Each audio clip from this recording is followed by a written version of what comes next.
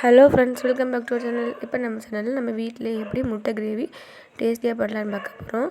அதுக்கு ஒரு கடாயில் எண்ணெய் ஆட் பண்ணிக்கோங்க. அப்புறமா அதில் சீரகம், பட்டை, கிராம்பு, ஏலக்காய் ஆட் பண்ணிக்கோங்க. அப்புறமா நான் இன்றைக்கி 2 உள்ளி எடுத்துக்கிறேன். அதை இந்த மாதிரி சின்ன சின்னதாக அரைஞ்சி இந்த மாதிரி வதக்கிக்கலாம்.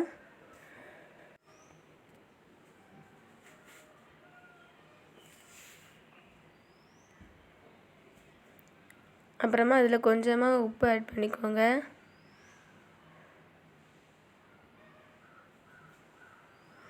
ஆட் பண்ணிவிட்டு நல்லா வதக்கிக்கோங்க.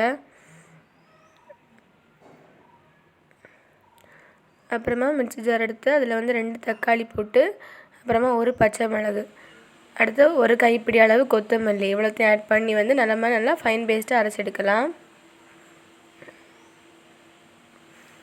அப்புறம் நம்ம அரைச்ச பேஸ்ட்டை நம்ம வதக்கிப்போம்ல, அந்த உள்ளியில் ஆட் பண்ணிக்கலாம்.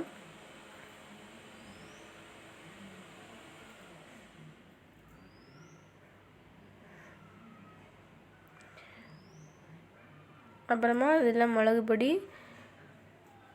ஆட் பண்ணிக்கோங்க. அப்புறமா கொத்தமல்லி பொடி 1 ஸ்பூன் ஆட் பண்ணிக்கோங்க. அப்புறமா கொஞ்சமாக மஞ்சள் பொடி ஆட் பண்ணிக்கோங்க.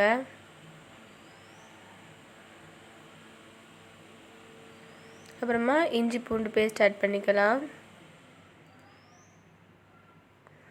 இதை நல்லா கலந்து விட்டுக்கோங்க.